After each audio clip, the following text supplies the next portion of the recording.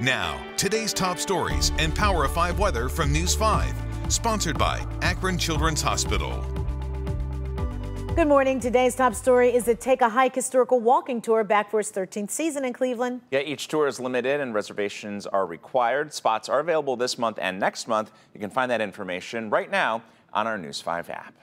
When you think of carbon monoxide poisoning, you probably think of close quarters, perhaps during the winter. But it can also happen out in the fresh air and be just as deadly. We spoke to a Northeast Ohio couple who experienced that tragedy firsthand, and they say they want to make sure no other family suffers the way they have. Water is the backdrop to some of Doug and Chrissy Taylor's best memories.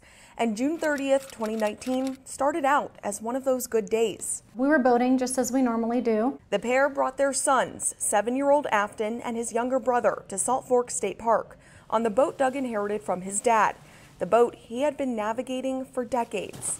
One of the best days we've ever had, and he didn't even fight with his brother that day. But that good day quickly turned into a nightmare as they were getting ready to leave. We've been going through no-wake zones with, dangling feet in the water at a very slow pace since as long as I can remember. Afton was sitting in the back of the boat. I looked over to make sure he was okay. He gave me a thumbs up. I went back to rolling up a rope to make sure that everything was secure for the trip. And then he was gone.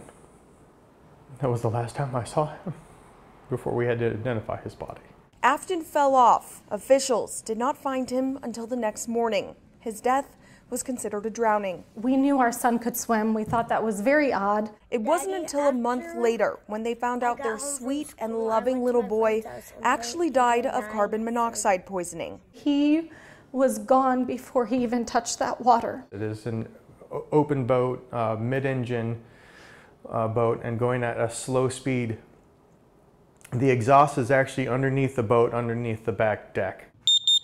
Warning, carbon monoxide. The colorless and odorless gas can emit from the engine and create a vacuum of toxic exhaust on certain boats, curling up the back of it, especially dangerous if docked or at low speeds. We've all sat back there. We've all sat on those back seats too. Despite their unimaginable grief, when we lost Afton, there was just this hole right here, and it never, ever gets filled again. And it's just this emptiness. The Taylors want to share their message. Smaller children should not be in the back of the boat at a lower speed. When I feel that emptiness, it's like I have to do something. We have to do something. We have to tell other people about this. The Taylors have started an organization called Love Like Afton. They say they want to talk to as many schools and families about carbon monoxide poisoning as they can.